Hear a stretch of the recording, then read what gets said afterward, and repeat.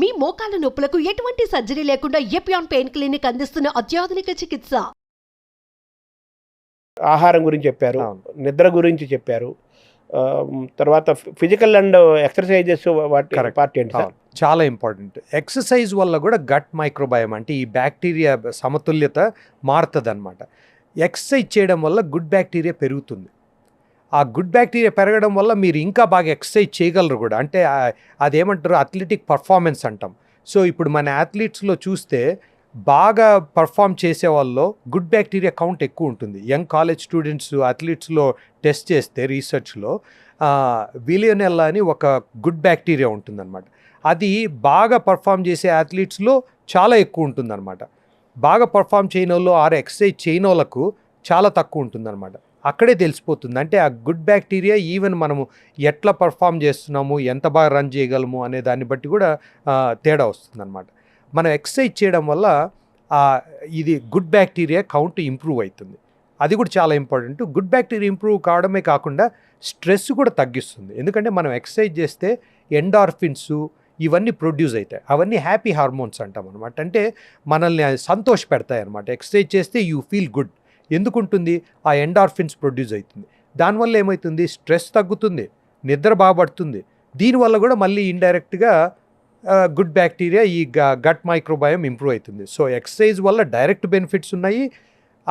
ఇది స్ట్రెస్ తగ్గడం వల్ల, నిద్ర బాగుపట్టడం వల్ల కూడా మళ్ళీ గట్ హెల్త్ ఇంప్రూవ్ అవుతుంది. ఎక్సర్సైజ్ చాలా ఇంపార్టెంట్. సార్ ఈ ఎక్సర్సైజ్ అంటే what are the best exercise sir? ఏదైనా any exercise that you can do is the best exercise అని చెప్తాను. ఎందుకంటే మనము కూర్చోకుండా నిలబడి ఏది చేసినా అది ఎక్సర్సైజ్. అది స్టార్టింగ్ పాయింట్. మొబిలిటీ చాలా ఇంపార్టెంట్. మన బ్లడ్ సర్క్యులేషను బాడీకి లేకపోతే మన మొత్తం ఓవరాల్ హెల్తే ఎఫెక్ట్ అవుతుంది. అందుకే ఇప్పుడు జస్ట్ కూర్చొని ఈవెన్ ఎక్సర్సైజ్ చేసినా జస్ట్ కూర్చొని డెస్క్ జాబ్ చేస్తారు చూడండి, వాళ్ళలో సిట్టింగ్ ఈజ్ లైక్ స్మోకింగ్ అంటాం. అంటే స్మోకింగ్ మనం చాలా బ్యాడ్ అని ఎప్పటి నుండో 50 ఏళ్ళు 100 ఏళ్ళ నుండి తెలుసు. కానీ ఇప్పుడు ఏమంటున్నారు? Sitting is as bad as smoking అంటున్నారు. అంత బ్యాడ్ అని అంటే మనం డేంజరస్ టు హెల్త్ అని, చాలా డేంజరస్. ఆ స్మోకింగ్ అంత డేంజరస్ అని ఇప్పుడు తెలుస్తూ ఉంది. సో ఎక్సర్సైజ్ దగ్గరకు వచ్చేటప్పటికి యూజువల్గా 150 minutes per week ఎక్సర్సైజ్ చేయమనేది రికమెండేషన్. అంటే 2.5 గంట వారానికి అంతా కలిపి 2.5 గంట. 5/7 అంటున్నారు కదా. అంతే. అది మనము ఎట్లా చేసుకుంటాము? 2 రోజుల్లో 2.5 గంట కలిపి చేస్తామా, లేకపోతే 5 రోజుల్లో చేస్తామా? అరగంట ఒక్కొక్క రోజు 5 గంటలు. ఏ టైప్ ఆఫ్ ఎక్సర్సైజ్ అంటే అదే చెప్పాను కదా, ఎనీ మొబిలిటీ ఈజ్ గుడ్.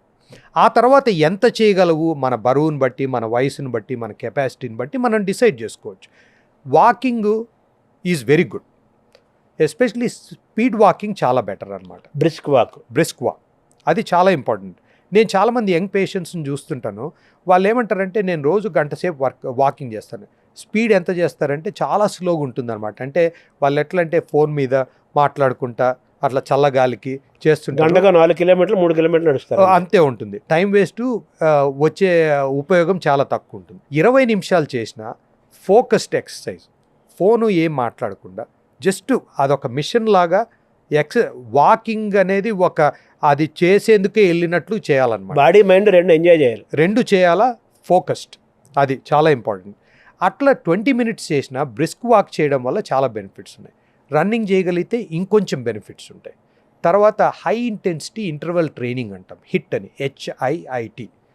దాంతో ఇంకా చాలా బెనిఫిట్స్ ఉంటాయి. ఎస్పెషలీ మనకు బొజ్జ తగ్గాలన్నా, ఫ్యాట్ కరగాలన్నా, డయాబెటీస్ కంట్రోల్ కావాలన్నా, వీటన్నిటికీ హై ఇంటెన్సిటీ ఇంటర్వల్ ట్రైనింగ్. అంటే ఇప్పుడు మనం జంపింగు ఇట్లాంటివన్నీ కూడా మనము యోగాతో ఉండే బెనిఫిట్స్ ఉంటాయి.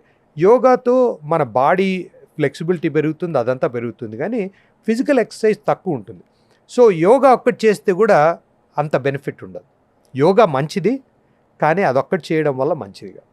దాంతోపాటు ఇంకోటి ఏదన్నా ఏరోబిక్ ఎక్సర్సైజ్ అంటాం, చెమట పట్టాల, ఆయాసం రావాలి. డ్యాన్స్ కూడా ఇది పార్ట్ ఆఫ్ ఎక్సర్సైజ్. డ్యాన్స్ కూడా ఎక్సర్సైజ్. అది హై ఇంటెన్సిటీ ఇంటర్వెల్ ట్రైనింగ్ అంటే అది కూడా డ్యాన్స్ కూడా. అట్లా విగరస్ ఎక్సర్సైజ్. ఎస్పెషలీ యంగ్గా ఉండే వాళ్ళకి నేను అదే చెప్తాను.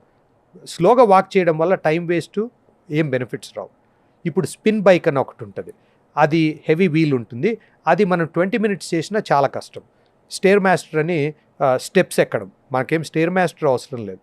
మన ఇంట్లోనే మనకు స్టెప్స్ ఉన్నాయనుకోండి అపార్ట్మెంట్ కాంప్లెక్స్లో, పైదాకా ఒక 5 ఫ్లోర్స్ ఎక్కి 5 ఫ్లోర్స్ దిగి 5 ఫ్లోర్స్ ఎక్కి 10 సార్లు చేస్తే బెస్ట్ ఎక్సర్సైజ్. ఇంకేం అవసరం లేదు, మనకి ఏం ఎక్విప్మెంట్ అవసరం లే, గ్రౌండ్ అవసరం లేదు, కంపెనీ అవసరం లేదు. దాంతో ఉండే బెనిఫిట్స్ అన్నీ దాంట్లో ఉంటాయి.